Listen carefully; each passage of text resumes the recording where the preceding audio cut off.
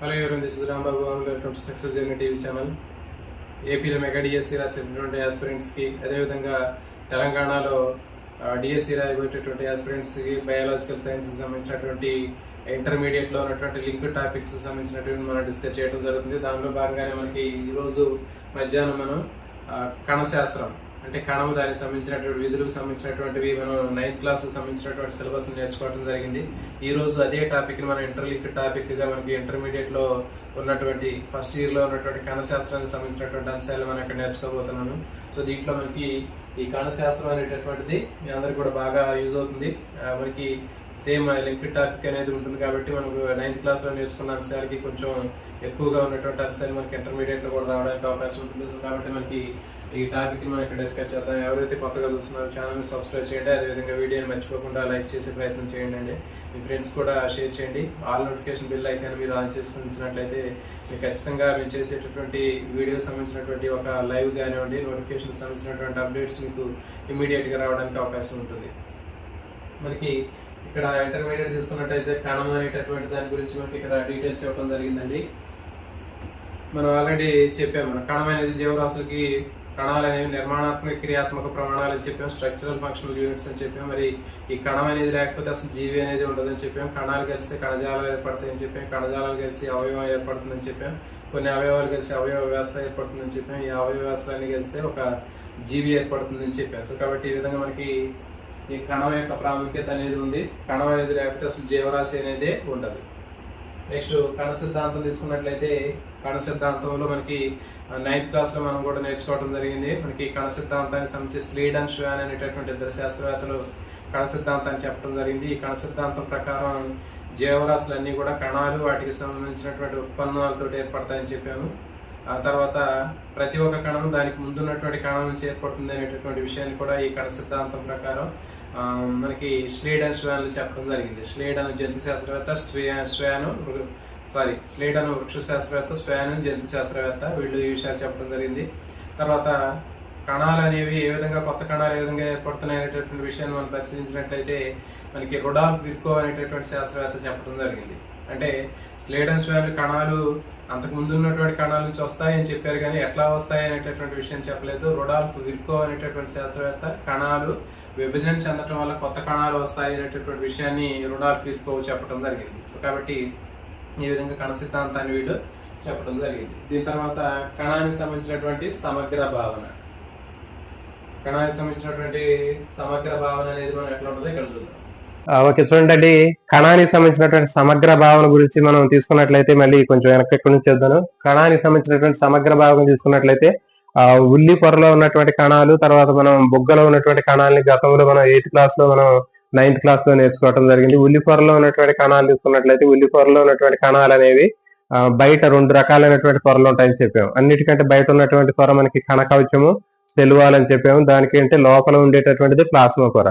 అదే బొగ్గ పొరను తీసుకున్నట్టయితే బొగ్గ కణంలో ఉన్నటువంటి నిర్మాణంలో కేవలం ప్లాస్మా పొర లేకపోతే కణ త్వచం మాత్రమే ఉంటది, కానీ బయట ఉండేటటువంటి కణ కవచం అనేది బొగ్గ కణాల్లో ఉండదు. సో కాబట్టి ఈ విధంగా 8th 9th క్లాసుల్లో మనకి వృక్ష కణానికి జంతు కణానికి సంబంధించినటువంటి భేదాలకు సంబంధించినటువంటి మనకి డీటెయిల్స్ అనేవి అక్కడ ఇవ్వడం జరిగింది. తర్వాత వృక్ష కణం కానీ జంతు కణం కానీ తీసుకున్నట్టయితే వాటిలో ఉండేటటువంటి కణం లోపల ఉండేటటువంటి అన్ని భాగాల్ని కణాంగాలు అని పిలుస్తారు. సెల్ ఆర్గనిల్స్ అంటారు. కేంద్రకము, అంతర్జీవ ద్రవ్యజాలకము, రైబోజోములు, లైసోజోములు, మైటోకాండ్రియా, క్లోరోప్లాస్ట్, రెక్టికలు, సెంట్రియోల్స్, ఈ భాగాలన్నింటినీ కలిపి మనం ఏం చెప్తారంటే కణాంగాలు, సెల్ ఆర్గనిల్స్ అని చెప్తారు. అయితే ఈ సెల్ ఆర్గనిల్స్ కణాంగాలను తీసుకున్నట్లయితే మనకి నిజ కేంద్రక జీవుల్లో ప్రతి ఒక్క కణాంగానికి కూడా ఒక త్వచం అనేది ఉంటది. సో కాబట్టి వీటిని ఏమంటారంటే మెంబ్రేనియస్ సెల్ ఆర్గనిల్స్ అంటారు, మెంబ్రేన్ బౌండెడ్ సెల్ ఆర్గనిల్స్ అంటారు, త్వచయుత కణాంగాలు అంటారు. కానీ మరి దాంట్లో కేవలం 2 కణాంగాలకు మాత్రం ఎలాంటి త్వచం అనేది ఉండదండి. ఆ 2 ఏంటి అనేది ఇక్కడ మనం చూద్దాం. ఇక్కడ తీసుకున్నట్లయితే రైబోజోములు నిజ కేంద్రక జీవుల్లో ఉన్నటువంటి ప్రతి ఒక్క కణాంగానికి కూడా కణత్వచం అనేటటువంటిది అంటే త్వచం అనేటటువంటిది ఉంటది. మెంబ్రేన్ కణాంగానికి సంబంధించినటువంటి త్వచయుత కణాంగాలు అని చెప్పాం కదా, ఆ మెంబ్రేనియస్ లేయర్ అనేది పైన ఉంటది. కానీ లేనటువంటిది ఏంటంటే రైబోజోమ్స్. ఈ రైబోజోమ్స్ అనేటటువంటి కణాంగంలో మాత్రం ఎలాంటి పైన త్వచం అనేది ఉండదు. ఇది ఒకటి గుర్తుపెట్టుకోండి. అయితే క్వశ్చన్ ఎట్లా అడుగుతారంటే ఈ క్రింది వాటిలో ఏ కణాంగానికి త్వచము అనేది ఉండదు అని అడగటం జరుగుతుంది. సో దీంట్లో ఆన్సర్ ఏంటంటే రైబోజోమ్స్. ఈ రైబోజోమ్ మీద ఎలాంటి త్వచం అనేది, ఫర్ ఎగ్జాంపుల్ ఇది రైబోజోమ్ అనుకుంటే దీనిపైన ఎలాంటి త్వచం అనేటటువంటిది, పొర అనేటటువంటిది ఉండదు. కాబట్టి ఇవి త్వచము లేనటువంటి కణాంగాలు. ఎలాంటి ఆచ్ఛాదనం లేనటువంటి కణాంగం ఏది అంటే మనకి రైబోజోమ్. ఇది కేవలం నిజ కేంద్రక జీవుల్లోనే కాదండి, కేంద్రక పూర్వ జీవుల్లో కూడా మనకి రైబోజోమ్స్ ఉంటాయి. గుర్తుపెట్టుకోండి, కేంద్రక పూర్వ జీవుల్లో కూడా రైబోజోమ్స్ ఉంటాయి. ఆ రైబోజోమ్స్ లో కూడా మనకి అక్కడ కూడా త్వచ రహితమైనటువంటి కణాంగం ఇవి. అంటే మనకి కేంద్రక పూర్వ జీవులు తీసుకున్నట్టయితే బ్యాక్టీరియా అని చెప్పాం. ఆ బ్యాక్టీరియాలో కూడా మనకి ఈ ఈ భాగాలు కనిపిస్తూ ఉంటాయి. రైబోజోమ్స్ అనేటటువంటి నిర్మాణాలు కేంద్రక పూర్వ కణాలు అనేటువంటి బ్యాక్టీరియాలు కూడా ఉంటాయి. కానీ వాటిలో కూడా దాని చుట్టూ కూడా ఎలాంటి త్వచం అనేటటువంటిది ఉండదు రైబోజోమ్లో. గుర్తుపెట్టుకోండి, అంటే కేంద్రక పూర్వ జీవుల్లోను నిజ కేంద్రక జీవుల్లోను రెండిట్లో కూడా రైబోజోముల పైన ఎలాంటి త్వచం అనేది ఉండదు. అది ఒకటి ఫస్ట్ గుర్తుపెట్టుకోవాల్సింది. నెక్స్ట్ మిగిలినటువంటి కణాంగాలు తీసుకుంటే అన్ని నిజ కేంద్రక కణాల్లో కూడా కణాంగాలు అనేవి త్వచయుత కణాంగాలు ఉంటాయి. కానీ కేంద్రక పూర్వ జీవుల్లో అసలు కణాంగాలే ఉండవు. గుర్తుపెట్టుకోండి, కేంద్రక పూర్వ జీవుల్లో ప్రోకారియోట్స్ లో ఎలాంటి కణాంగాలు అనేవి ఉండవు. అంటే ఇప్పుడు గాల్జీ కాంప్లెక్స్ కానివ్వండి, అంతర్జీవద్రవ్య జాలకములు, తర్వాత లైసోజోమ్స్, హరిత రేణువులు, క్లోరోప్లాస్ట్లు, ఈ కణాంగాలు ఏవి కూడా మనకి కేంద్రక పూర్వ జీవుల్లో ఉండవు. ఉండేది ఏది అంటే ఒకే ఒక కణాంగం ఉంటది. ఆ కణాంగం ఏది అంటే రైబోజోమ్ అని చెప్పాం. ఆ రైబోజోమ్ కి కూడా ఎలాంటి త్వచం అనేటటువంటిది ఉండదు. కాబట్టి గుర్తుపెట్టుకోండి, రైబోజోమ్లు అనేవి కేంద్రక పూర్వ జీవుల్లో ఉన్న నిజ కేంద్రక జీవుల్లో ఉన్నా కానీ దానికి ఎలాంటి త్వచం అనేటటువంటిది ఉండదు అనేది గుర్తుపెట్టుకోండి, ఇంపార్టెంట్. నెక్స్ట్ యూకారియోట్స్ లో రైబోజోమ్స్ తో పాటు ఇంకొక కణాంగం ఉంటది. ఆ కణాంగం ఏంటంటే సెంట్రియోల్. సెంట్రియోల్ అనేటటువంటి కణాంగం తీసుకున్నట్లయితే నిజ కేంద్రక కణాల్లో సెంట్రియోల్ అనేటటువంటి ఇంకొక కణాంగానికి కూడా ఎలాంటి త్వచం అనేది ఉండదు. ఇది కూడా మెంబ్రేనియస్ బౌండెడ్ సెల్ ఆర్గనెల్ కాదు. గుర్తుపెట్టుకోండి, అంటే రెండు ఫైనల్ గా మనకి నిజ కేంద్రక జీవుల్లో రైబోజోములు తర్వాత సెంట్రియోల్స్ కి ఎలాంటి త్వచాలు అనేవి ఉండవు. త్వచము లేనటువంటి కణాంగాలుగా వీటిని గుర్తుపెట్టుకోవాలి. మరి దీన్ని ఎట్లా గుర్తుపెట్టుకోవాలి అంటే చూడండి, సెంట్రియోల్స్ కేవలం జంతు కణాల్లోనే ఉంటాయండి, వృక్ష కణాల్లో ఉండవు. మరి దీన్ని ఎట్లా గుర్తుపెట్టుకోవచ్చు అంటే సెంట్రియోల్స్ అనేవి ఏట్లో ఉంటాయి, వృక్ష కణాల్లో ఉంటాయి, జంతు కణాల్లో ఉంటాయి, రెండిట్లో ఉంటాయి, ఎందులో ఉండవని ఆన్సర్ ఉంటది. కాబట్టి సెంట్రియోల్స్ అనేవి జంతు కణాల్లోనే మాత్రమే ఉంటాయి. ఎట్లా గుర్తుపెట్టుకోవాలంటే చూడండి, సెంట్రియోల్ అనేటటువంటి దాంట్లో ఏల్ అనే పదాన్ని గుర్తుపెట్టుకోండి. అంటే ఏంటి మనకి ఏలు కానీ లేకపోతే వేల్ అనే దాన్ని గుర్తుపెట్టుకోండి. అంటే ఏంటి జంతువు కదా, లేకపోతే ఏలు అనేది మనకే ఉంటది. సో కాబట్టి అది జంతువుల్లో ఉంటుందని గుర్తుపెట్టుకోండి. సెంట్రియోల్స్, వేలు అనే పదాన్ని గుర్తుపెట్టుకోండి, లేకపోతే ఏలు అనే పదాన్ని గుర్తుపెట్టుకోండి. ఏలు అంటే ఏంటి మనకి వేళ్ళు ఉన్నాయి కాబట్టి అది జంతువుల్లో ఉంటుందని గుర్తుపెట్టుకోండి. సెంట్రియోల్ అనేటటువంటిది కేవలం జంతు కణాల్లోనే ఉంటుంది, ఇది గుర్తుపెట్టుకోండి. దీంట్లో కూడా ఎలాంటి త్వచం అనేది ఉండదు దీనిపైన.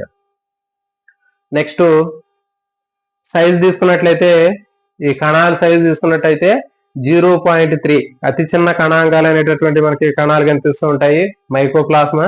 తర్వాత ఇంకా బ్యాక్టీరియా తీసుకున్నట్టయితే 3.5 మైక్రోమీటర్లు. తర్వాత ఆర్బిసి తీసుకుంటే దాదాపు 7.0 మైక్రోమీటర్లు అనేటటువంటి సైజులో మనకి రకరకాలైనటువంటి సైజుల్లో మనకి ఈ సూక్ష్మజీవులు అనేవి కనిపిస్తూ ఉంటాయి, అంటే కణాలు. సో వీటి మీద మనకి పెద్దగా ఇంపార్టెంట్ అనేది ఏమి ఉండదు. తర్వాత ఆకారం, కణాలు తీసుకున్నట్లయితే కణాలు వివిధ రకాలైనటువంటి ఆకారాల్లో ఉంటాయని మనకు తెలుసు. కొన్ని గుండ్రంగా ఉంటాయని చెప్పాం, కొన్ని కదురు ఆకారంలో స్పిండిల్ షేపులు ఉంటాయి, మరి కొన్ని నక్షత్రం ఆకారంలో ఉంటాయి. ఓకే, తర్వాత కొన్ని ఇంకా రకరకాలైనటువంటి పొడవైనటువంటి రూపంలో కనిపిస్తూ ఉంటాయి. కాబట్టి ఇట్లా ఆకారం తీసుకుంటే కణాలు అనేవి రకరకాలైనటువంటి ఆకారాల్లో కనిపిస్తూ ఉంటాయి. నెక్స్ట్ నిజ కేంద్రక కణాలు. నిజ కేంద్రక కణాలని మనకు తెలుసండి, యూకారియోటిక్ సెల్స్, ప్రోకారియోటిక్ సెల్స్ అనేటటువంటి రెండు రకాలుగా మనం విభజించడం జరిగింది. ప్రోకారియోటిక్ సెల్స్ మార్నింగ్ చెప్పాము. ప్రోకారియోటిక్ సెల్స్ అయితే కేంద్రక పూర్వ కణాలు, అంటే ఏ కణంలో అయితే కేంద్రకం చుట్టూ ఆ కేంద్రక త్వచం ఉండదో దాన్ని కేంద్రక పూర్వ కణాలు అంటారు.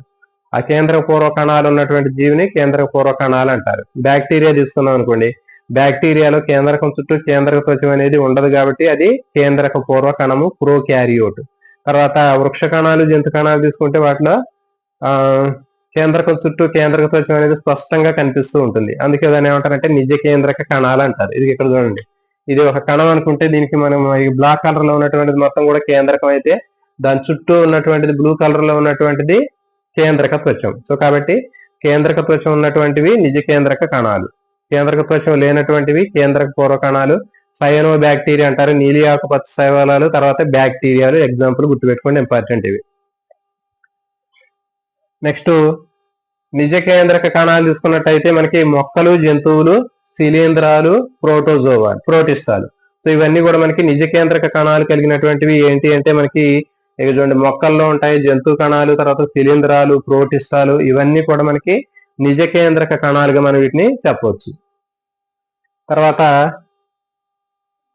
వృక్ష కణాలు, జంతు కణాల్లో ఉండేటటువంటి కణాంగాల విషయంలో తీసుకున్నట్లయితే చూడండి మొక్కల్లో ఉండేటటువంటి కణాల్లో, వృక్ష కణాల్లో కణకవచం అనేటటువంటిది ఉంటుందని చెప్పాము. తర్వాత క్లోరోప్లాస్ట్, హరిత రేణువులు ఉంటాయని చెప్పాము. ఇవి రెండు కూడా వృక్ష కణాల్లో ఉండేటటువంటి స్పెసిఫిక్ గా ఉండేటటువంటి కణాంగాలు. జంతు కణాల్లో ఉండవు. అంటే కణకవచం జంతు కణాల్లో ఉండదు, హరిత రేణువు లేదా క్లోరోప్లాస్ట్ కూడా జంతు కణాల్లో ఉండదు. ఇవి కేవలం వృక్ష కణాల్లో మాత్రమే ఉండేటటువంటి కణాంగాలు. నెక్స్ట్ జంతు కణాలు. జంతు కణాలు తీసుకున్నట్లయితే సెంట్రియోల్స్ అని చెప్పినాం. సెంట్రియోల్స్ అనేవి కేవలం జంతు కణాల్లో మాత్రమే ఉంటాయి. మనం దానికి కోడ్ కూడా చెప్పాము, ఏలు అని గుర్తుపెట్టుకోండి, లేకపోతే వేల్ అని గుర్తుపెట్టు. సెంట్రియోల్స్, సెంట్రివేల్స్ అని గుర్తుపెట్టుకోండి. వేల్స్ అంటే ఏంటి, తిమింగలం కదా, కాబట్టి జంతువులో ఉంటుందని గుర్తుపెట్టుకోండి. నెక్స్ట్ రెక్టికల్. ఇంకా వృక్ష కణానికి జంతు కణానికి ఉన్నటువంటి తేడాన్ని తీసుకున్నట్లయితే రెక్టికల్ తీసుకుంటే రెక్టికల్లో వ్యాక్యూల్స్ అని చెప్పాము, అవి జంతు కణాలు చిన్నగా ఉంటాయి. అదే వృక్ష కణాలు అయితే పెద్దగా ఉండి కేంద్ర కణం ఒక పక్కకి నెట్టేస్తాయనే విషయాన్ని కూడా మనం ఈ రోజు క్లాస్ లో మార్నింగ్ నేర్చుకోవడం జరిగింది. ఇప్పుడు కణాంగాల గురించి చూద్దాం. నిజ కేంద్రక కణాల్లో ఉండేటటువంటి కణాంగాల గురించి ఇక్కడ మనం డీటెయిల్ గా నేర్చుకుందామండి. సో దీంట్లో మనకి చాలా రకాలైనటువంటి భాగాలు ఉన్నాయని చెప్పాము. కణత్వచం ఉంటుందని చెప్పాము, రైబోజోములు ఉంటాయి, లైసోజోమ్స్ ఉంటాయి, గాల్జీ సంక్లిష్టం ఉంటుంది, అంతర్జీవ ద్రవ్యజాలకం ఉంటుందని చెప్పాము, మైటోకాండ్రియా ఉంటుంది, క్లోరోప్లాస్ట్ ఉంటుంది, రెక్టికల్ ఉంటాయి, లైసోజోమ్స్ ఉంటాయి, రైబోజోమ్స్ ఉంటాయి. సో వీటన్నిటి గురించి మనం కొన్ని టాపిక్లు మనం ఇక్కడ నేర్చుకునే ప్రయత్నం చేద్దామండి. ముందుగా కణత్వచము. కణత్వచం అనేది మనకి ఆల్రెడీ మనం నేర్చుకోవడం జరిగింది. కణత్వచం అనేది ప్లాస్మా మెంబ్రేన్ అంటారు ఇంగ్లీష్ లో. ప్లాస్మా మెంబ్రేన్ లేకపోతే ప్లాస్మా త్వచము, ప్లాస్మా పొర అనేటటువంటి పేర్లతో కూడా వీటిని పిలవటం జరుగుతుంది. ఇప్పుడు మనం వీటిని తీసుకున్నట్లయితే ప్రతి ఒక్క వృక్ష కణానికి, జంతు కణానికి ఖచ్చితంగా ఉండేటటువంటి పొర ఏది అంటే ప్లాస్మా పొర లేదా కణత్వచం అంటారు.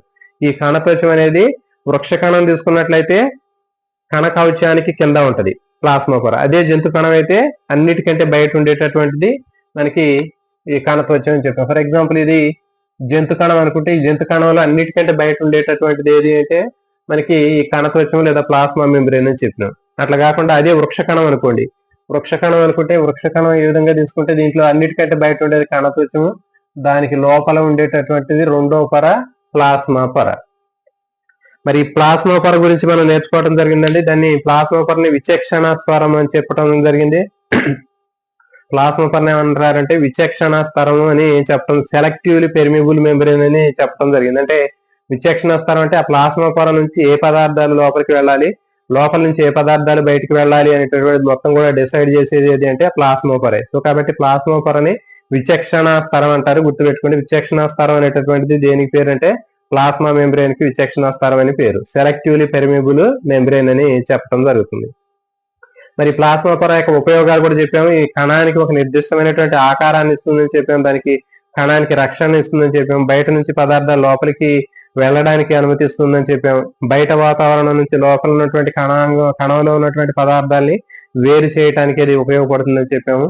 తర్వాత అది మార్నింగ్ 9th క్లాస్ లో సంబంధించినటువంటి ఇన్ఫర్మేషన్, అది కూడా ఇక్కడ ఉంటుందండి. దాంతో పాటు అదనంగా ఉన్నటువంటిది ఏంటి అంటే ఈ కణం అనేది, కణంలో ఉన్నటువంటి కణత్వచం లేదా ప్లాస్మా మెంబ్రేన్ అనేది ఏ పదార్థాలతో తయారవుతుంది అనేది చూద్దాం. ప్లాస్మా పొర అనేటటువంటిది, కణత్వచం అనేది ముఖ్యంగా లిపిడ్ ప్రోటీన్ తో తయారవుతుందండి. లిపిడ్ ప్రోటీన్లు అనే పదార్థాలతో తయారవుతుంది. ఇది గతంలో మనకి చెప్పడం జరిగింది ఫస్ట్, కానీ రీసెంట్ గా జరిగినటువంటి పరిశోధనల ప్రకారం ప్లాస్మా పొరలో లిపిడ్ ప్రోటీన్ తో పాటు కార్బోహైడ్రేట్లు కూడా ఉంటాయనేటటువంటి విషయాన్ని మనకి రీసెంట్ గా ఉన్నటువంటి బుక్స్ లో మనకి ఇవ్వటం జరుగుతుంది. చూడండి, మెయిన్ గా కణత్వచం లేదా ప్లాస్మా పొర అనేది లిపిడ్ ప్రోటీన్ తో తయారవుతుందని చెప్పాము. ఆ లిపిడ్ ప్రోటీన్ తో పాటు కార్బోహైడ్రేట్లు కూడా ఉంటాయి. మరి ఆ ప్లాస్మా పొర యొక్క నిర్మాణాన్ని వివరించడం కోసం ఒక ప్రసిద్ధి చెందినటువంటి ఒక సిద్ధాంతం అనేది ఉందండి. అంటే ప్లాస్మా పొర యొక్క నిర్మాణాన్ని వివరించేటటువంటి సిద్ధాంతాన్ని మనకి ఒక ఇద్దరు శాస్త్రవేత్తలు చెప్పడం జరిగింది. సింగర్ నికోల్సన్లు చాలా చాలా ఇంపార్టెంట్ అండి. సింగర్ నికోల్సన్లు ప్రతిపాదించినటువంటి ఫ్లూయిడ్ మొజాయిక్ నమూనా అంటారు, చాలా చాలా ఇంపార్టెంట్. కణత్వచానికి సంబంధించినటువంటి నమూనాని వివరించేటటువంటి సూత్రాన్ని, సిద్ధాంతాన్ని ఎవరు రూపొందించారు అని గతంలో బిట్టు కూడా రావడం జరిగిందండి.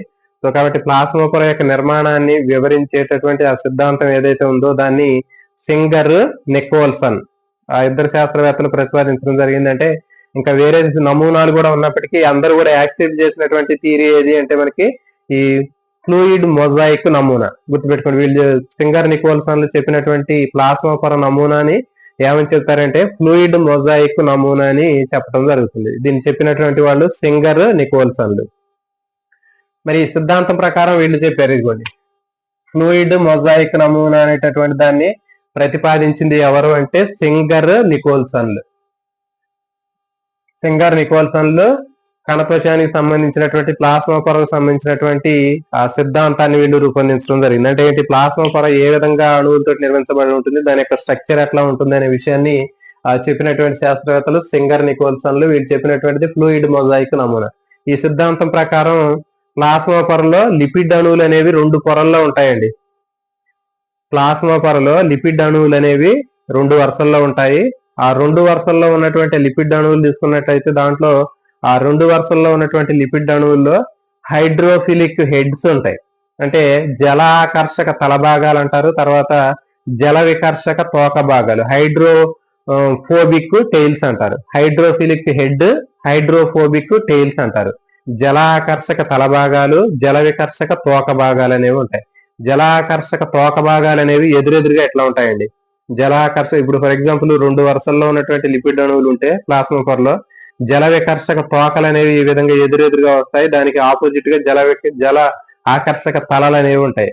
ఇదిగోండి ఇక్కడ ఇది జల ఆకర్షక తల భాగాలు, హైడ్రోఫిలిక్ హెడ్స్ అంటారు వీటిని. Hydrophilic heads. తర్వాత ఇట్లా 2 కాళ్ళు లాగా ఉన్నటువంటి జల వికర్షక తోకలు హైడ్రోఫోబిక్ టెయిల్స్ అంటారు. కాబట్టి జల వికర్షక తోకలు 2 కూడా ఎదురెదురుగా వస్తాయి. జల ఆకర్షక తలలు హైడ్రోఫోబిక్ హెడ్స్ అనేవి ఆపోజిట్ లో అటు ఒకటి పొరలో ఉంటాయి. ఇది మనకి లిపిడ్ అణువులు ఈ విధంగా 2 వరుసల్లో ఉంటాయి. తర్వాత ప్రోటీన్లు అనేవి ఆ లిపిడ్ 2 వరుసల్లో ఉన్నటువంటి లిపిడ్ పొరలో మనకి ప్రోటీన్లు అనేవి అమరి ఉంటాయని చెప్పాం. ఆ ప్రోటీన్లు కూడా మనకి ఎట్లా ఉంటాయంటే 2 రకాలైనటువంటి ప్రోటీన్లు కనిపిస్తూ ఉంటాయి. కొన్ని లోపలగా ఆ లిపిడ్ పొరలో లోపల అంతస్థగతమై కనిపిస్తూ ఉంటాయి, లోపల కలిసిపోయి ఉంటాయి. వాటిని ఇంటిగ్రల్ ప్రోటీన్స్ అంటారు. వీటిని ఇంటిగ్రల్ ప్రోటీన్స్, సమగ్ర ప్రోటీన్లు అంటారు. ఇవి చూడండి, ఈ సమగ్ర ప్రోటీన్లు లేదా ఇంటిగ్రల్ ప్రోటీన్స్ అనేవి ఆ 2 పొరలుగా ఉన్నటువంటి లిపిడ్ లేయర్ లో లోపలగా ఉంటాయి. తర్వాత ఇంకొకటి రకమైనటువంటి ప్రోటీన్లు ఏమిటంటే పెరిఫెరల్ ప్రోటీన్స్, పరిధీయ ప్రోటీన్లు అంటారు. ఇవి 2 పొరల్లో ఉన్నటువంటి ఆ లిపిడ్ లో పైన గాని కింద గాని కనిపిస్తూ ఉంటాయి. ఇవి చూడండి, ఇవి ఇట్లా పరిధిలో ఉంటాయి, ఇట్లా బయట వైపున ఉంటాయి. సో 2 వరుసల్లో ఉన్నటువంటి ఆ లిపిడ్ లేయర్ ఏదైతే ఉందో ఆ లేయర్ కి పైన గాని కింద గాని ఉంటాయి. సో కాబట్టి ఈ విధంగా ఈ ఫ్లూయిడ్ మొజాయిక్ నమూనాని రూపొందించినటువంటి శాస్త్రవేత్తలు సింగర్ నికోల్సన్లు. వీళ్ళు ఏం చెప్పారంటే మనకి ఫ్లూయిడ్ మొజాయిక్ నమూనా ప్రకారం ఆ లిపిడ్ అణువులన్నీ కూడా ఒక పొరలాగా 2 వరుసల్లో ఉన్నటువంటి లిపిడ్ అణువులు అనేవి ఒక ఫ్లూయిడ్ లాగా ఉంటే వాటి లోపల మనకి ఆ ప్రోటీన్ అణువులు అనేవి మొజాయిక్ రూపంలో ఐస్ గడ్డల్లాగా, దాంట్లో ఐస్బర్గ్ లాగా తేలుతూ ఉంటాయి అని చెప్పేసి ఈ విషయాన్ని చెప్పడం జరిగింది. సో ఇది ఫ్లూయిడ్ మొజాయిక్ నమూనా సింగర్ నికోల్సన్లు చెప్పడం జరిగింది. చూడండి, మరి వీటితో పాటు ఇక్కడ మనకి ఇంకా ప్లాస్మా పొరలో కార్బోహైడ్రేట్లు కూడా ఉంటాయని చెప్పడం జరిగింది. అంటే పరిశోధనలో మనకి ఏం తెలిసిందంటే లిపిడ్ ప్రోటీన్ తో పాటు కార్బోహైడ్రేట్లు కూడా మనకి ప్లాస్మా పొరలో ఉంటాయని చెప్పారు. ఆ కార్బోహైడ్రేట్లు ఏంటి అంటే గ్లైకో ప్రోటీన్లు, గ్లైకోలిపిడ్స్. అంటే గ్లైకోప్రోటీన్లు, గ్లైకోలిపిడ్స్ రూపంలో మనకి కార్బోహైడ్రేట్స్ అనేవి కనిపిస్తూ ఉంటాయి. అంటే ఇక్కడ ఆల్రెడీ మనకి ఇక్కడ ప్రోటీన్లు, లిపిడ్లు ఉంటాయని చెప్పాం కదా, అవి లిపిడ్స్ తో కలిపినప్పుడు గ్లైకోలిపిడ్స్ అవుతాయి, ప్రోటీన్ తో కలిపినప్పుడు గ్లైకో ప్రోటీన్స్ అనేవి ఏర్పడతాయి. సో కాబట్టి ఆ కార్బోహైడ్రేట్ అనేది ప్రోటీన్ కాంబినేషన్ తో ఏర్పడినప్పుడు గ్లైకో ప్రోటీన్ ఏర్పడుతుంది, లిపిడ్ కాంబినేషన్ తో ఏర్పడినప్పుడు గ్లైకోలిపిడ్ అనేది ఏర్పడుతుంది. తర్వాత ప్లాస్మా పొర ద్వారా అణువులు అనేవి ఏ విధంగా రవాణా చెందుతాయి అని తీసుకున్నట్టయితే ప్లాస్మా పొర నుంచి వివిధ రకాల పదార్థాలు కానీ అణువులు కానీ రవాణా అనేది 2 రకాలుగా జరుగుతుంది. సక్రియ రవాణా, నిష్క్రియ రవాణా అంటారు. అంటే యాక్టివ్ ట్రాన్స్పోర్ట్, ప్యాసివ్ ట్రాన్స్పోర్ట్ అంటారు. రవాణా తీసుకున్నట్లయితే నిష్క్రియ రవాణాలో ఎక్కువగా దాదాపు అన్ని రకాలైనటువంటి అణువులు నిష్క్రియ రవాణా ప్యాసివ్ ట్రాన్స్పోర్ట్ లో రవాణా అవుతుంటాయి ప్లాస్మా పొర నుంచి. దానికి ఆ రవాణాలో ఎలాంటి శక్తి అనేది అవసరం లేదు. ఎలాంటి శక్తి అవసరం లేకుండానే అణువులు ప్లాస్మా పొర నుంచి ఇటు నుంచి అటు, అటు నుంచి ఇటు రావటాన్ని ఏమంటారు అంటే నిష్క్రియ రవాణా ప్యాసివ్ ట్రాన్స్పోర్ట్ అంటారు.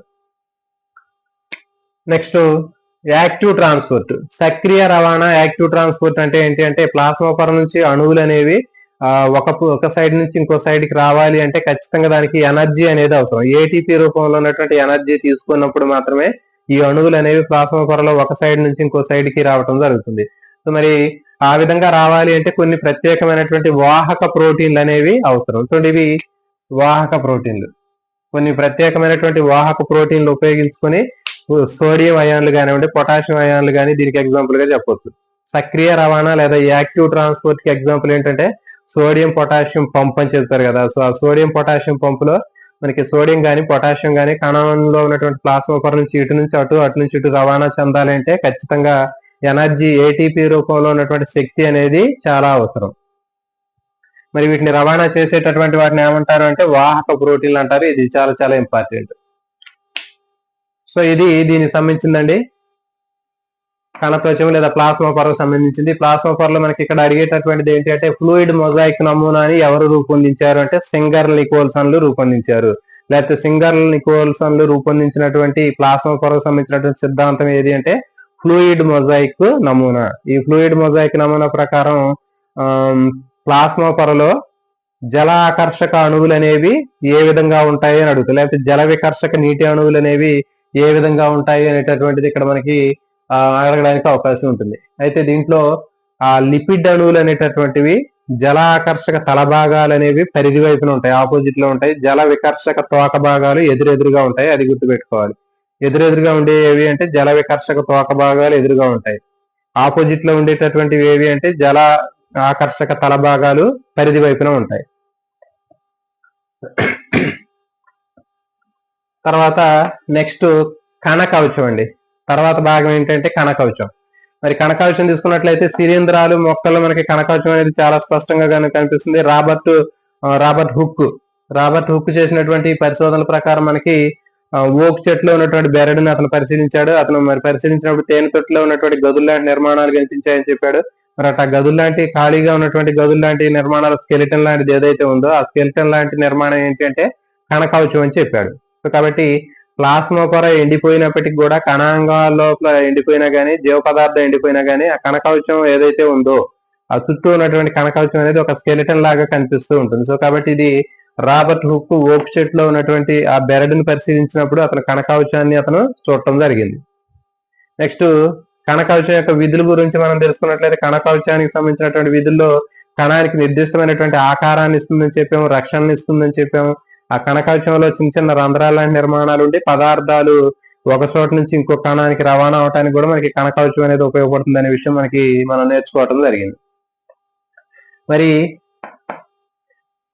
దేంతో తయారవుతుంది కణకవచం అనేది, ఏ పదార్థాలతో తయారవుతుంది అనే విషయం తీసుకున్నట్టయితే ఇది చాలా చాలా ఇంపార్టెంట్ అండి.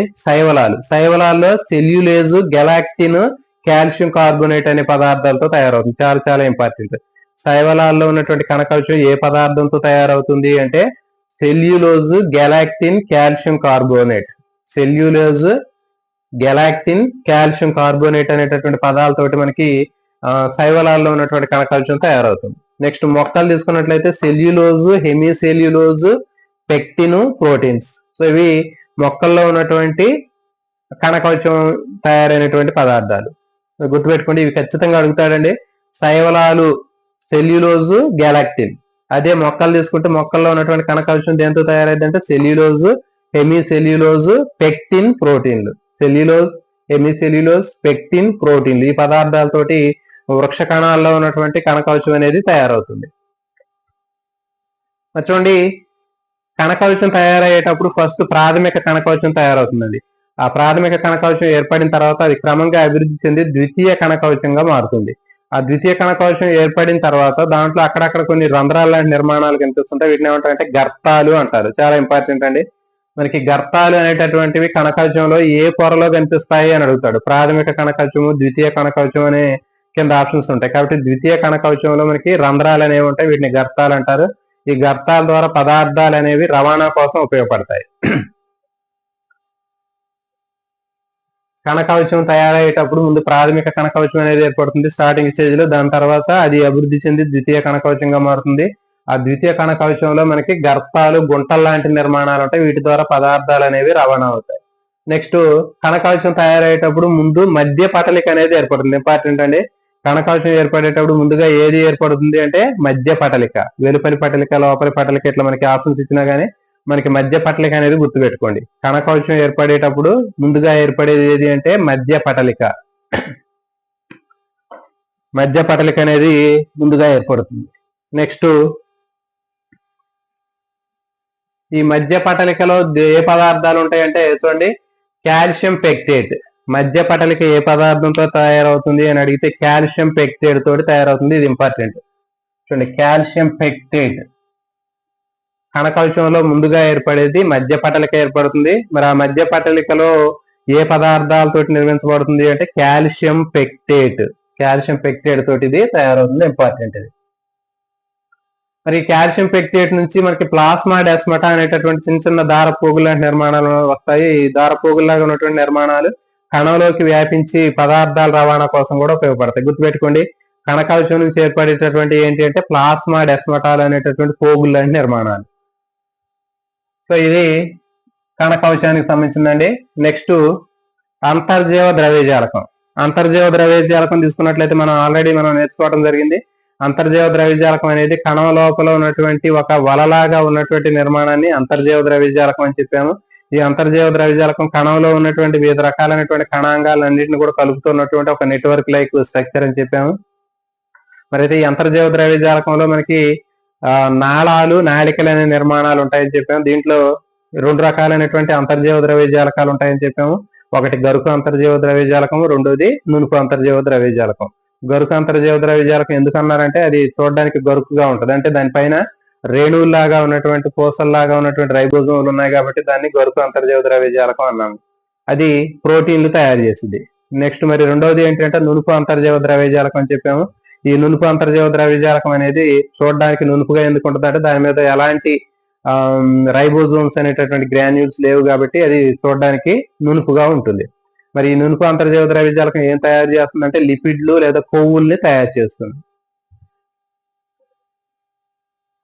మరి అంతర్జీవ ద్రవ్యజాలకానికి పేరు పెట్టినటువంటి శాస్త్రవేత్త లేకపోతే దాన్ని మొట్టమొదటిసారి గుర్తించింది ఎవరు అంటే కేఆర్ పోర్టర్. కేఆర్ పోర్టర్ అంతర్జీవ ద్రవ్యజాలకాన్ని గుర్తించింది ఎవరు అంటే కేఆర్ పోర్టర్. ఇంపార్టెంట్ ఇది. సో ఇది దీనికి సంబంధించింది. నెక్స్ట్ గాల్జీ సంక్లిష్టం. గాల్జీ సంక్లిష్టం తీసుకున్నట్లయితే చూడండి, మరి ఈ గాల్జీ సంక్లిష్టంలో మనకి చూసాం మనం కొన్ని పొరలలాగా ఉన్నటువంటి దొంతరలాగా ఉన్నటువంటి పళ్ళాల లాంటివి నిర్మాణాలు, కోశాల లాంటి నిర్మాణాలు, బుడగల లాంటి నిర్మాణాలు ఉంటాయని చెప్పాం. సో దాన్ని గాల్జీ పరికరం అంటారు. కెమెల్లో గాల్జీ అనేటటువంటి శాస్త్రవేత్త కనుక్కున్నాడు కాబట్టి అతని పేరు మీద వాటిని గాల్జీ సంక్లిష్టం అని పేరు పెట్టడం జరిగింది. మరి దీంట్లో ఉండేటటువంటి పళ్ళాల లాంటి నిర్మాణాలు తీసుకున్నట్లయితే ఈ పళ్ళాల లాంటి, కోశాల లాంటి నిర్మాణాలని సిస్టర్నేలు అంటారు. ఇంపార్టెంట్ అండి. గాల్జీ సంక్లిష్టంలో ఉన్నటువంటి పళ్ళెం లాంటి నిర్మాణాలని సిస్టర్నేలు అని పిలవటం జరుగుతుంది. అయితే ఇవి చూడండి ఇట్లా మనకి కుంభాకారంగా ఉంటాయి. కేంద్రకం దగ్గర నుంచి ఫర్ ఎగ్జాంపుల్ ఇది కేంద్రకం అంచు అనుకుంటే ఈ కేంద్రకం అంచు దగ్గర నుంచి మనకి ఇట్లా అన్ని పొరలలాగా ఇవి కనిపిస్తూ ఉంటాయి. మరి దీంట్లో ఈ పళ్ళెంలాగా ఉన్నటువంటి సిస్టర్నాల్లో కుంభాకారంగా ఉన్నటువంటి తలాన్ని సిస్ అంటారు. సిస్ రూపం అంటారండి. కుంభాకారంగా ఉన్నటువంటి ప్రాంతాన్ని సిస్ రూపం అంటారు. తర్వాత పుటాకారంగా ఉన్నటువంటి ఈ భాగాన్ని ట్రాన్స్ అని చెప్తారు. సో కాబట్టి మనకి సిస్, ట్రాన్స్ అనేటటువంటి రెండు రకాలైనటువంటి ప్రాంతాలు అనేవి మనకి ఆ సిస్టర్నేలు లేదా కోశాల్లో కనిపిస్తూ ఉంటాయి. ఇది మనకి అదనంగా ఇక్కడ మనం నేర్చుకోవాల్సినటువంటి విషయం. మరి అయితే చూడండి ఇక్కడ ఈ సిస్టర్నేల్లో ఉన్నటువంటి కుంభాకార, పుటాకార తలాల్లో ఏం జరుగుతుందంటే కుంభాకార తలం నుంచి ముఖం అనేది ఏర్పడుతుందంట. ముఖం ఏర్పడేటటువంటి ప్రాంతం అని చెప్తారు. తర్వాత ముఖము పరిపక్వం చెందేటటువంటి ప్రాంతం అంటారు. ముఖం ఏర్పడేటటువంటి ప్రాంతం అనేది సిస్. గుర్తుపెట్టుకోండి, ముఖం పరిపక్వం చెందేటటువంటి భాగం ఏదంటే ట్రాన్స్. ముఖం పరిపక్వం చెందేటటువంటిది ట్రాన్స్. ఆ ముఖం ఏర్పడేది సిస్. ముఖం అంటే మన ముఖం కాదు, దీనికి సంబంధించినటువంటిది. ఈ గాల్జీ పరికరంలో ఉన్నటువంటి సిస్టర్నేలకు సంబంధించినటువంటిది. సో కాబట్టి సిస్, ట్రాన్స్ అనేటటువంటి రెండు ఇవ్వటం జరిగింది. నెక్స్ట్ ఇవి ఏం చేస్తాయని చెప్పి మనం గాల్జీ పరికరాలు అనేటటువంటివి స్రావక క్రియ ఎక్కువగా జరిగేటటువంటి కణాంగాలు, స్రావక క్రియ జరిగేటటువంటి భాగాల్లో ఎక్కువగా ఉంటాయని చెప్పాము. ఇది స్టోరేజ్ పార్ట్ లాగా ఉంటాయని చెప్పాము. అంటే వివిధ రకాలైనటువంటి కణాంగాలు తయారు చేసేటటువంటి పదార్థాలు గాల్జీ సంక్లిష్టంలో నిల్వ ఉంటాయి అని చెప్పేసి మనం నేర్చుకోవడం జరిగింది. ఇక్కడ చూడండి, మనకి ఎండోప్లాజ్మిక్ రెటిక్యులం, అంతర్జీవ ద్రవ్యజాలకం తయారు చేసినటువంటి ప్రోటీన్లు ఏవైతే ఉన్నాయో, అంతర్జీవ ద్రవ్యజాలకం తయారు చేసినటువంటి ప్రోటీన్లు అనేవి మనకి సిస్టర్నాల్లోకి వస్తాయి. ఫస్ట్ గాల్జీ సంక్లిష్టంలో ఉన్నటువంటి ఆ ప్లేట్ల లాగా ఉన్నటువంటి సిస్టర్నేలోకి రావడం జరుగుతుంది. అక్కడికి వచ్చిన తర్వాత చూడండి, ట్రాన్స్ దగ్గరకు వచ్చేసి, ట్రాన్స్ అనేటటువంటి ప్రాంతంలోకి వచ్చేసి ఇక్కడ నుంచి బయటికి విడుదలవటం జరుగుతుంది. అంటే అంతర్జీవ ద్రవ్యజాలకంలో తయారైనటువంటి ప్రోటీన్లు అనేటటువంటివి అంతర్జీవ ద్రవ్యజాలకం నుంచి గాల్జీ సంక్లిష్టంలోకి వచ్చి అక్కడ నిల్వ ఉండి అక్కడ నుంచి మళ్ళీ ఎక్కడికి వెళ్ళాలో అక్కడికి అవి వెళ్ళటం జరుగుతుంది. సో కాబట్టి ఈ విధంగా మనకి గాల్జీ సంక్లిష్టం అనేది పదార్థాలు నిల్వ చేయటము, ఇంకా రవాణా చేయడానికి కూడా ఇది ఎక్కువగా ఉపయోగపడుతుంది. ఇంకా మరి ఇదేం చేస్తుంది అంటే గ్లైకో ప్రోటీన్లు, గ్లైకో లిపిడ్లు కూడా తయారు చేస్తుంది. అంటే ఇంపార్టెంట్, మనకి గాల్జీ సంక్లిష్టం ఏం చేస్తుంది అంటే గ్లైకో ప్రోటీన్లు, గ్లైకో లిపిడ్లు కూడా ఇది తయారు చేస్తుంది. సో ఇది దీనికి సంబంధించినటువంటి ఇన్ఫర్మేషన్. నెక్స్ట్ లైసోజోములు, మనకి లైసోజోముల గురించి కూడా మనం నేర్చుకోవడం జరిగింది. లైసోజోములు అనేవి కణం లోపల ఉన్నటువంటి చిన్న చిన్న రేణువులాగా ఉన్నటువంటి నిర్మాణాన్ని లైసోజోములు అని చెప్పాము. ఈ లైసోజోముల్ని కణ విచ్చిత్తి సంచులని కూడా మనం చెప్పడం జరిగింది. సూసైడల్ బ్యాగ్స్ అని చెప్పాము. అంటే కణంలో ఏదైనా వినాశనం కావాల్సినటువంటి పదార్థాలు ఆ లైసోజోమ్స్ దగ్గరకు వచ్చినప్పుడు ఆ లైసోజోమ్స్ వాటిని విచ్ఛిన్నం చేస్తాయనే విషయాన్ని నేర్చుకోవడం జరిగింది. మరి ఈ లైసోజోమ్ లో ఏముంటాయంటే హైడ్రోలైటిక్ ఎంజైమ్స్ ఉంటాయి. ఇంపార్టెంట్, లైసోజోమ్స్ లో ఉండేటటువంటి పదార్థాలు ఏవంటే హైడ్రోలైటిక్ ఎంజైమ్స్ ఉంటాయి. ఈ హైడ్రోలైటిక్ ఎంజైమ్స్ ప్రోటీన్లు, కార్బోహైడ్రేట్లు, లిపిడ్లు అనేవి డైజెస్ట్ చేస్తాయి, అంటే జీర్ణం చేస్తాయి, విచ్ఛిన్నం చేస్తాయి. ఇది గుర్తుపెట్టుకోండి. లైసోజోమ్స్ అనేవి వీటి లోపల హైడ్రోలైటిక్ ఎంజైమ్స్ ఉంటాయి. ఆ హైడ్రోలైటిక్ ఎంజైమ్స్ ఉండటం వల్ల ఏదైనా వినాశనం కావాల్సినటువంటి పదార్థాలు ఈ లైసోజోమ్స్ దగ్గరకు వచ్చినప్పుడు అవి ఏమవుతాయి అంటే పగిలిపోయి దాంట్లో ఉన్నటువంటి హైడ్రోలైటిక్ ఎంజైమ్స్ బయటకు వచ్చి ఆ వినాశనం కావాల్సినటువంటి పదార్థాలని డైజెస్ట్ చేయడం జరుగుతుంది. అందుకని చెప్పేసి కణాల యొక్క సూసైడల్ బెగ్స్ అని వీటిని పిలవటం జరుగుతుంది. స్వయం విచ్చిత్తి సంచులు లేకపోతే ఆత్మహత్య కోశాలని లైసోజోములు పిలుస్తారు. నెక్స్ట్ రిక్తికలు. రిక్తికలు తీసుకున్నట్టయితే కణాల్లో ఉండేటటువంటి ఇంకొక బుడగల్లాగా ఉన్నటువంటి నిర్మాణాలు రిక్తికలు అని చెప్పాము. ఈ రిక్తికలు వృక్ష కణాలు తీసుకుంటే చిన్నగా ఉంటాయి, చిన్న సైజులో ఉంటాయి. అదే జంతు కణాలు తీసుకుంటే చిన్న సైజులో ఉంటాయి, వృక్ష కణాలు తీసుకుంటే పెద్ద సైజులో ఉంటాయి. ఈ రిక్తికల యొక్క ముఖ్యమైన పని ఏంటంటే వ్యర్థ పదార్థాలు, విసర్జక పదార్థాలు, నీటిని దాంట్లో నిల్వ చేసి కణం యొక్క అంచు దగ్గరకు వచ్చి అవి బ్లాస్ట్ అయిపోయి బయటికి విడుదల చేయడం జరుగుతుంది. సో వీటిని రిక్తికలు అని చెప్తారు. అయితే ఈ రిక్తిక లోపల ఉండేటటువంటి పదార్థాన్ని రిక్తికా రసం అని చెప్తారు. రిక్తిక లోపల ఉండే పదార్థాన్ని రిక్తికా రసం అని పిలుస్తారు. నెక్స్ట్ ఇంకా ఈ రిక్తిక లోపల యాంథోసయానిన్ అనేటటువంటి పదార్థం కూడా ఉంటుందండి. ఇది ఇంపార్టెంట్. రిక్తిక లోపల ఉండే పదార్థాన్ని యాంథోసయానిన్ అంటారు. ఈ యాంథోసయానిన్ అనేటటువంటి ఆ వర్ణక పదార్థం రిక్తిక లోపల ఉండటం వల్ల మనకి మొక్కల్లో ఉన్నటువంటి భాగాలు మంచి కలర్ఫుల్ గా కనిపిస్తూ ఉంటాయి, ఆకర్షణీయంగా రంగురంగుల్లో కనిపించడానికి కారణం ఏంటంటే రిక్తికల్లో ఉన్నటువంటి యాంథోసయానిన్ అనేటటువంటి ఈ పదార్థం ఉండటం వల్ల అవి మొక్క భాగాలకి రంగులు కలిగిస్తూ ఉంటాయి. మరి రిక్తిక చుట్టూ ఉండేటటువంటి పొరని రిక్తికా పొర లేదా టోనోప్లాస్ట్ అంటారు. ఇది కూడా ఇంపార్టెంట్. రిక్తిక చుట్టూ ఉండే పొరని టోనోప్లాస్ట్ అని పిలుస్తారు. యాంథోసయానిన్ ఎక్కడ ఉంటుంది అంటే రిక్తికలో ఉన్నటువంటి రిక్తికా రసంలో ఉంటది. సో ఇది దీనికి సంబంధించినటువంటిది అండి. Next mitochondria. మైటోకాండ్రియా తీసుకున్నట్లయితే మన అందరికి కూడా మైటోకాండ్రియా గురించి తెలుసు. మైటోకాండ్రియా అనేది మనకి చిన్న రాడ్ లైక్ స్ట్రక్చర్స్ లాగా ఉంటాయని చెప్పాము. వృక్ష కణాల్లో కూడా, జంతు కణాల్లో కూడా మనకి మైటోకాండ్రియాలు ఉంటాయని చెప్పాము. మైటోకాండ్రియాలో మనకి 2 పొరలు ఉంటాయని చెప్పాము. వెలుపలి పొర నునుపుగా ఉంటుందని చెప్పాము. లోపలి పొర ముడతలు పడి వేళ్లు లాంటి నిర్మాణాలు కలిగి ఉంటుందని చెప్పాము. ఈ వేళ్లాగా ఉన్నటువంటి నిర్మాణాన్ని క్రిస్టే అని చెప్తారని చెప్పాము. క్రిస్టే లోపల ఉండేటటువంటి ప్రాంతాన్ని మొత్తం కూడా మనం మ్యాట్రిక్స్ అని చెప్పాము. ఇది దీనికి సంబంధించింది. తర్వాత మైటోకాండ్రియాని మనకి ఒక పేరుతో దాన్ని పిలవటం జరుగుతుంది. కణశక్తి ఆగారము, power house of the cell అని పిలుస్తున్నారు. ఇది ఏం చేసింది అంటే కణాల్లో కణ శ్వాసక్రియను జరిపి శక్తిని నిల్వ ఉంచడం, శక్తిని తయారు చేయడం, నిల్వ ఉంచడం అనేది జరుగుతుంది. అందుకనే మన మైటోకాండ్రియాని కణశక్తి ఆగారము, power house of the cell అని పిలవటం జరుగుతుంది. దీంట్లో వలయాకారంలో ఉన్నటువంటి డిఎన్ఏ ఒకటి ఉంటుంది, ఇంకోటి ఆర్ఎన్ఏ ఉంటుంది. ఇంపార్టెంట్ అండి. మైటోకాండ్రియాలో ఉండేటటువంటి జన్యు పదార్థం ఉంటుంది దాంట్లో కూడా. అదేంటి అంటే వలయాకారంలో ఉన్నటువంటి డిఎన్ఏ ఉంటది, దాంతో పాటు ఆర్ఎన్ఏ, ఇంకా 70s రైబోజోములు ఉంటాయి, గుర్తుపెట్టుకోండి. మైటోకాండ్రియాలో ఉండేటటువంటి రైబోజోములు ఏంటి అంటే 70s అనేటటువంటి రకానికి చెందినటువంటి రైబోజోమ్స్ ఉంటాయి. నెక్స్ట్ మైటోకాండ్రియా ఏ పద్ధతి ద్వారా ఏర్పడుతుంది అంటే విచ్చిత్తి పద్ధతి ద్వారా ఏర్పడుతుంది. మైటోకాండ్రియా విచ్చిత్తి పద్ధతి ద్వారా ఏర్పడుతుంది అనేది గుర్తుపెట్టుకోండి. మైటోకాండ్రియా అనేది విచ్చిత్తి పద్ధతి ద్వారా ఏర్పడుతుంది, ఇంపార్టెంట్. మరి మైటోకాండ్రియా అనేది దాన్ని ఏమంటారంటే కణశక్తి ఆగారము, power house of the cell అని పిలుస్తారు. నెక్స్ట్ ప్లాస్టిడ్లు అనేటటువంటి మనం వృక్ష కణాల్లో మాత్రమే ప్లాస్టిడ్లు అనేవి ఉంటాయని చెప్పాము. మరి ఈ ప్లాస్టిడ్లు అనేవి 3 రకాలైనటువంటి ప్లాస్టిడ్లు ఉంటాయని చెప్పాము. కొన్ని తెల్లగా ఉంటాయని చెప్పాము, వర్ణరహిత రేణువులు అని చెప్పాము. వీటిని తెలుపు రంగులో ఉండేటటువంటి లేకపోతే వర్ణరహితంగా ఉండేవి వర్ణరహిత రేణువులు ల్యూకోప్లాస్ట్ అంటారు. తర్వాత ఆకుపచ్చ రంగులో ఉండేటటువంటివి హరిత రేణువులు అంటారు. ఆకుపచ్చ రంగు కాకుండా తెలుపు రంగు కాకుండా మిగిలినటువంటి వాటిని క్రోమోప్లాస్ట్లు లేకపోతే వర్ణ రేణువులు అంటారు. సో కాబట్టి ఈ విధంగా మనకి 3 రకాలైనటువంటి ప్లాస్టిడ్లు 3 రకాలుగా ఉంటాయని చెప్పాము. ఎలాంటి రంగు లేకుండా పాలిపోయినటువంటి రంగులో ఉంటే దాన్ని తెలుపు రంగులో ఉంటే వాటిని ల్యూకోప్లాస్ట్లు లేకపోతే వర్ణరహిత రేణువులని పిలవటం జరుగుతుంది. శ్వేత రేణువులు అని చెప్తున్నా. తెలుపు రంగులో ఉంటే శ్వేత రేణువులు అంటారు, ఆకుపచ్చ రంగులో ఉంటే హరిత రేణువులు అంటారు, క్లోరోప్లాస్ట్ అంటారు. తర్వాత మిగిలినటువంటి మొత్తం కూడా వర్ణ రేణువులు, క్రోమోప్లాస్ట్ అంటారు. ఇప్పుడు ఒక్కొక్క రకమైనటువంటి రేణువులు ఒక్కొక్క రకమైనటువంటి పని చేస్తాయి. అవేంటి అంటే శ్వేత రేణువులు తీసుకున్నట్లయితే పోషకాలని నిల్వ చేస్తాయండి, ఇంపార్టెంట్ ఇది. శ్వేత రేణువులు ల్యూకోప్లాస్ట్ల పని ఏంటి అంటే పోషకాలని నిల్వ చేయటం అనేది ల్యూకోప్లాస్ట్ల పని, ఇది ఇంపార్టెంట్. నెక్స్ట్ హరిత రేణువుల గురించి మనకు తెలుసు, కిరణజన్య సంయోక్రియ జరుగుతాయని మనం నేర్చుకున్నాం. దాంట్లో మనకి పత్రహరితం ఉంటుందని తెలుసు. పత్రహరితము తర్వాత కెరిటినాయిడ్లు అనేవి దీంట్లో ఉంటాయి, ఇంపార్టెంట్ ఇది.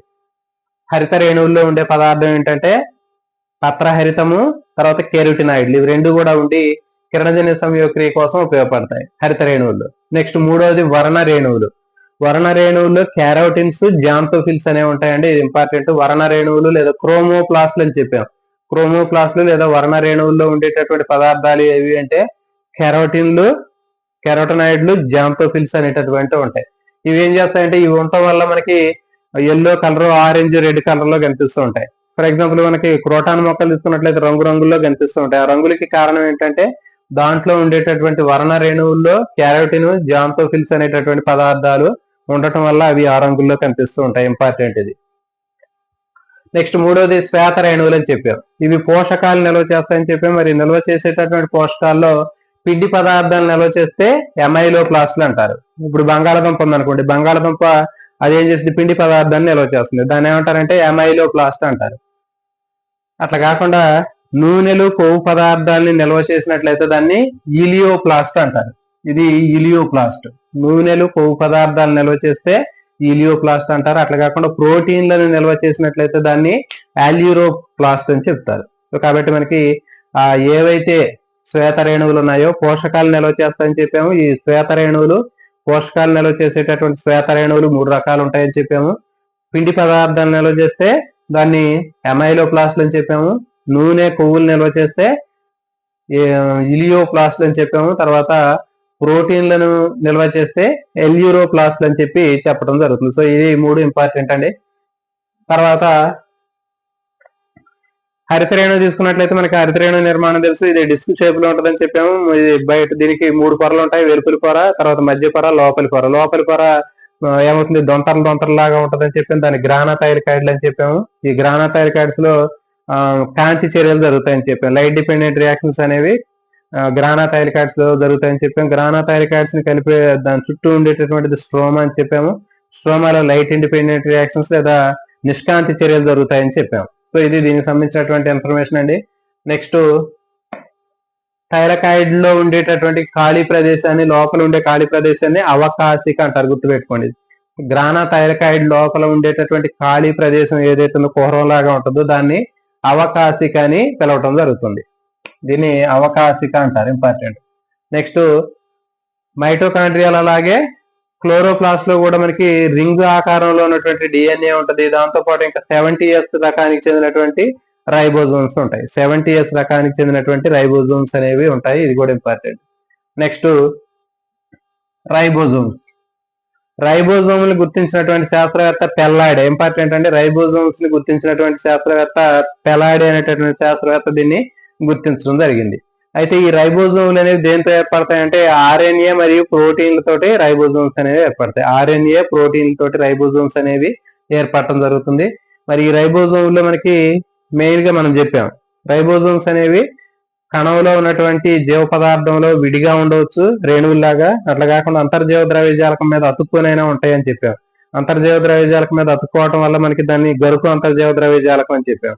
కాబట్టి గరుకు అంతర్జీవ ద్రవ్యజాలకంలో ఉండి ప్రోటీన్లు తయారు చేస్తాయి, లేకపోతే స్వేచ్ఛగా ప్లాస్మా కణ ద్రవ్యంలో కూడా ఉంటాయి. మరి రైబోజోమ్స్ అనేవి మనకి రెండు రకాలుగా ఉంటాయి. అవి ఏంటి అంటే 80S రైబోజోమ్స్, 70S రైబోజోమ్స్ అంటే చాలా చాలా important. 80S ribosomes, 70S ribosomes. నిజ కేంద్రక కణాల్లో ఉండేటటువంటి రైబోజోమ్ ని 80S అంటారు, గుర్తుపెట్టుకోండి. 80 అంటే కొంచెం ఎక్కువ పెద్ద నెంబర్ కాబట్టి నిజ కేంద్రక కణాలకి పెద్ద నెంబర్ ఇద్దాం 80S. కేంద్రక పూర్వ కణాలు అంటే కొంచెం వెనకబడి ఉన్నాయి కాబట్టి వాటికి 70S అని గుర్తుపెట్టుకోండి. 70S, 80S. 70S అనేది కొంచెం వెనకబడిన నెంబర్ కాబట్టి కేంద్రక పూర్వ కణాల్లో ఉండేటటువంటి రైబోజోములు అనేవి 70S రకానికి చెందినటువంటివి. నిజ కేంద్రక కణాలు యూకారియోటిక్ కణాల్లో ఉండేటటువంటి రైబోజోమ్స్ అనేవి వాటిలో అడ్వాన్స్ గా ఉన్నాయి కాబట్టి కొంచెం ఎక్కువగా 80S రైబోజోమ్స్ అనేవి దాంట్లో ఉన్నట్టు గుర్తుపెట్టుకోండి. మళ్ళీ దీంట్లో కూడా ఉప ప్రమాణాలు అనేవి ఉంటాయంటే సబ్ యూనిట్స్ చాలా చాలా ఇంపార్టెంట్. ఇది ఇక చూడండి, 80S రైబోజోమ్స్ అనేవి 60+40 సబ్ యూనిట్స్ తోటి ఏర్పడింది. 80S రకానికి చెందినటువంటి ఆ రైబోజోమ్స్ అనేవి ఏ ఉప ప్రమాణాలు చూడండి 60+40. అదేవిధంగా కేంద్రక పూర్వ కణాల్లో 70S రైబోజోమ్స్ అనేవి దేంతో ఏర్పడతాయంటే 50+30 తోటి ఏర్పడటం జరుగుతుంది. సో చూడండి, ఇది పూర్వ కణాల్లో 70S రైబోజోమ్స్ అనేవి 50+30 యూనిట్స్ తోటి ఏర్పడుతుంది. దీన్ని మనం ఎట్లా గుర్తుపెట్టుకోవచ్చు అంటే చూడండి, ఇక్కడ 80 ఉంది, 80కి 2 నెంబర్లు తగ్గియండి, దీనికి ఇంకో 2 నెంబర్లు తగ్గియండి. 80కి 2 నెంబర్లు తగ్గిస్తే 60, దానికి 2 నెంబర్లు తగ్గిస్తే 40. అంటే ఏంటి, 80S అనేది 60+40 తోటి ఏర్పడుతుంది అని అర్థం. నెక్స్ట్ 70S రైబోజోమ్స్ అనేవి కేంద్రక పూర్వ కణాల్లో ఏ ప్రమాణాలతో ఏర్పడుతుంది అని అడిగినప్పుడు 70లో 2 తగ్గియండి, ఒక 20 తగ్గిస్తే 50, దానికి ఇంకో 20 తగ్గిస్తే 30. సో కాబట్టి 30, 50, 70. సో అట్లా మనకి నెంబర్లు మనం పెంచుకుంటూ పోతే వస్తుంది. నెక్స్ట్ 80 అంటే 80S రైబోజోమ్స్ అంటే 40, 60, 80. సో కాబట్టి ఆ కాంబినేషన్ గుర్తుపెట్టుకోండి. ఇప్పుడు 80 అనుకోండి, 80కి 60, దాని తర్వాత ఇంకొక 20 తగ్గిస్తే 40. ఓకే, సో కాబట్టి 80S అనేది దేంతో ఏర్పడుతుందంటే 60S, 40, 60, 40 రెండు ఉప ప్రమాణాలతో ఏర్పడుతుంది. అదేవిధంగా కేంద్ర పూర్వ కణాల్లో 70S రైబోజోమ్స్ ఎట్లా ఏర్పడతాయంటే ఒక 20 తగ్గించుకోండి 50, ఇంకో 20 తగ్గించుకోండి 30. సో కాబట్టి ఈ విధంగా ఇవి ఏర్పడటం జరుగుతుంది. మరి దీంట్లో ఎస్ అనేటటువంటిది ఏంటి అంటే రైబోజోమ్స్ లో మనం ఎస్ అనేటటువంటి అంకెను దేంతో చూపిస్తున్నాం అంటే అది స్వెడ్బర్గ్ ప్రమాణాలు అంటారండి. ఇంపార్టెంట్ అండి, రైబోజోమ్స్ లో మనకి ఎస్ అనేటటువంటి లెటర్ ఏంటంటే స్వెడ్బర్గ్ ప్రమాణాలు అంటారు. ఈ స్వెడ్బర్గ్ ప్రమాణం అంటే ఏంటంటే అవసాధన గుణకం అంటారు, దాన్ని సెడిమెంటేషన్ కోఎఫిషియంట్ అంటారు. సెడిమెంటివ్ కోఎఫిషియంట్ అని పిలవటం జరుగుతుంది. ఇది ఇంపార్టెంట్ అండి, స్వెడ్బర్గ్ ప్రమాణం అంటారు ఎస్ అంటే. సో ఇది ఈ రోజు దీనికి సంబంధించినటువంటి అంశాలంటే, మిగిలినటువంటి అంశాలు మళ్ళీ నెక్స్ట్ క్లాస్ లో మళ్ళీ రేపు కలుసుకుందాం. అదేవిధంగా ఎవరైతే కొత్తగా ఛానల్ చూస్తున్నారో ఛానల్ ని ఖచ్చితంగా సబ్స్క్రైబ్ చేయండి. అదేవిధంగా వీడియోని మాత్రం లైక్ చేయడం మర్చిపోతుంది, ఫ్రెండ్స్ కి షేర్ చేయండి. Thank you for watching. జై హింద్.